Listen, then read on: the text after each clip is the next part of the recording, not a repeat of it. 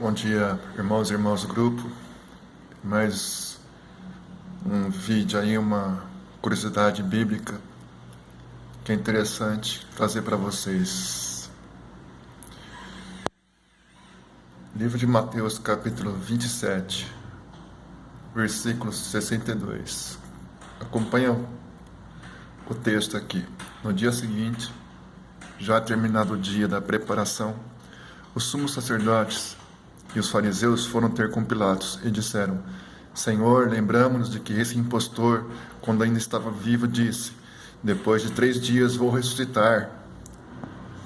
Manda, portanto, assegurar o sepulcro até o 3º dia, para não acontecer que os discípulos venham roubar o corpo e digam ao povo: ele ressuscitou dentre os mortos.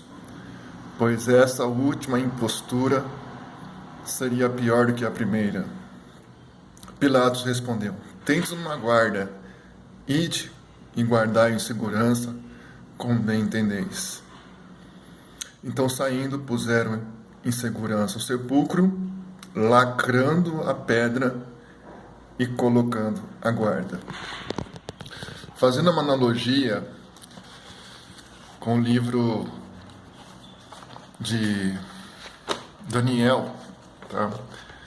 Daniel, capítulo 14. Aqui o capítulo 14 não consta na Bíblia evangélica, na Bíblia dos protestantes, tá? Esse mesmo Daniel aqui, o capítulo 14, é o Daniel que foi lançado na cova dos leões, é o Daniel que interpretou sonhos, né? Enfim, é o Daniel que teve revelações do Senhor, Deus Altíssimo, sobre o fim dos tempos e outras coisas. Quando se fala que esse capítulo é um de livro apócrifo, como falam aí, né?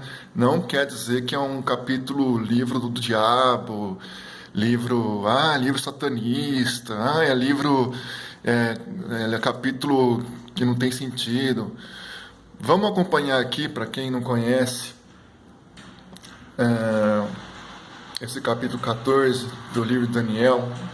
Como é interessante, né? A Bíblia, ela sempre tem pontos de semelhança entre coisas diferentes, né? Pontos comuns. Acompanha comigo a leitura. Então, o título é A Estátua de Bel, capítulo 14. O rei Astíaques foi reunido a seus pais e Ciro, persa, assumiu seu reino. Daniel comia à mesa do rei e era o mais considerado de seus amigos. Os babilônios tinham um ídolo de nome Bel. Bel, para quem não tem essa informação, tá? Eu peguei esse dicionário bíblico aqui.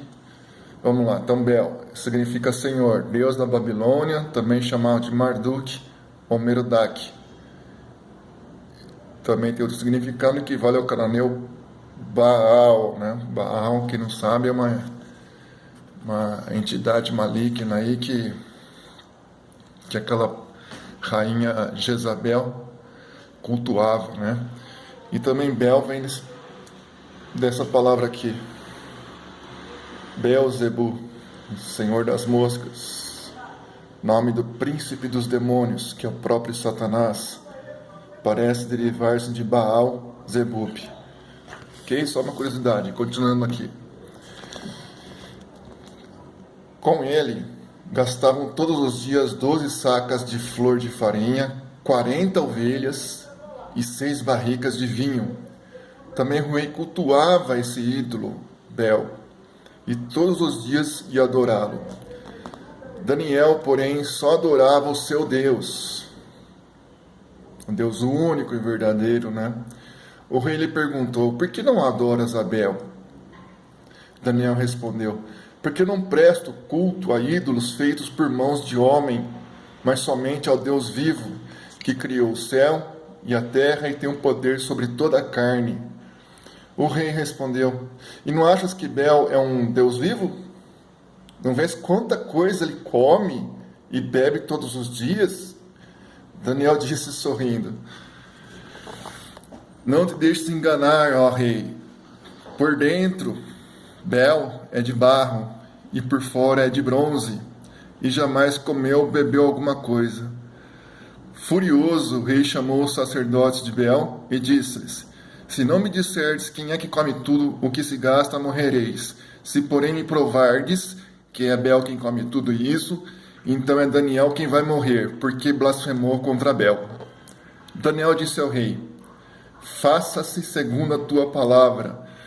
Como Daniel já conhece e serve o Deus vivo, o único e verdadeiro, ele estava totalmente tranquilo e confiante que Deus ia livrar, né, mostrar a verdade.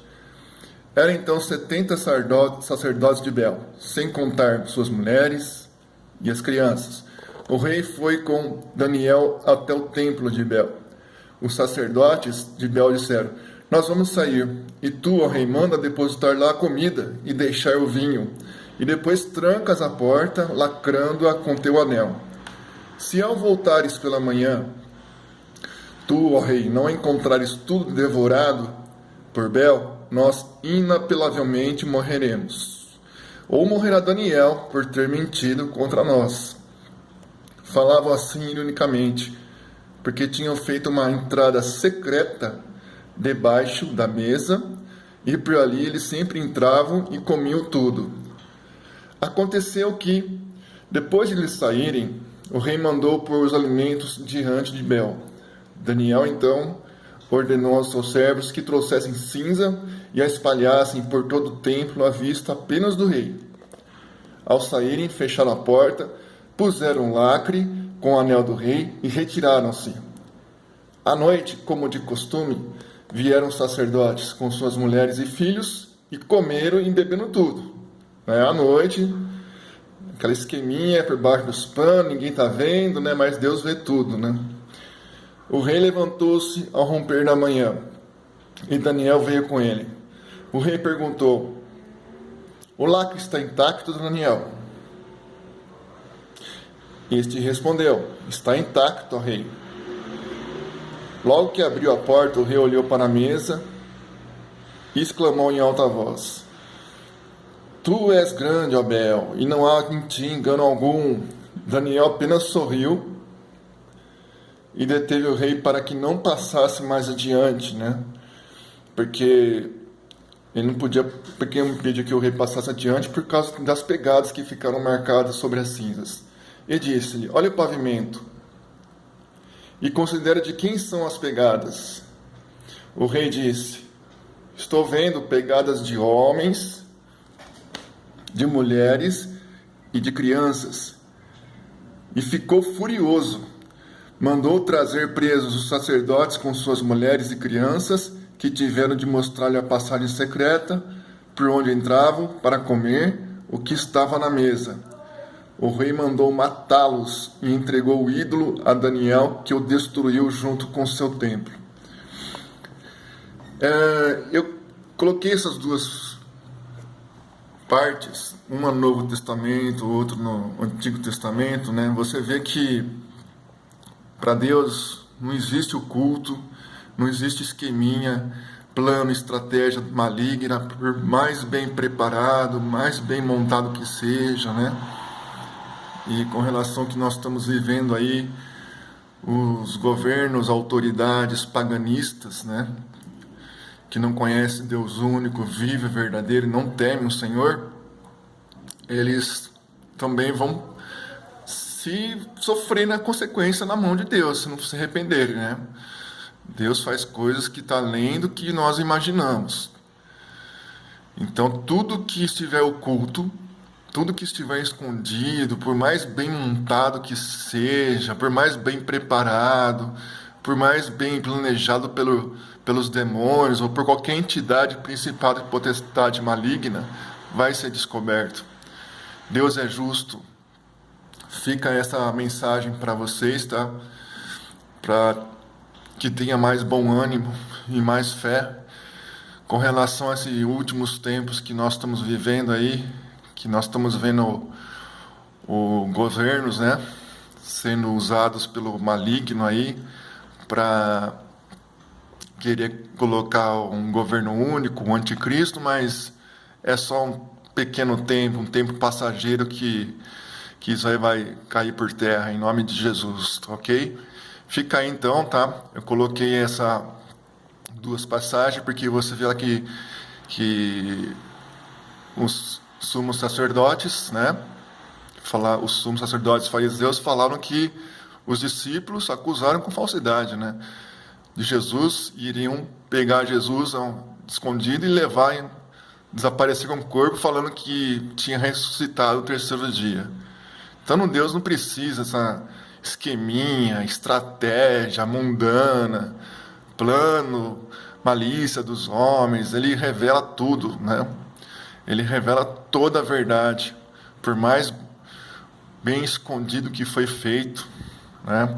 Então fica aí na dica aí que nós estejamos vigiando e orando sempre, cuidando, pedindo por Espírito Santo zelar a nossa alma.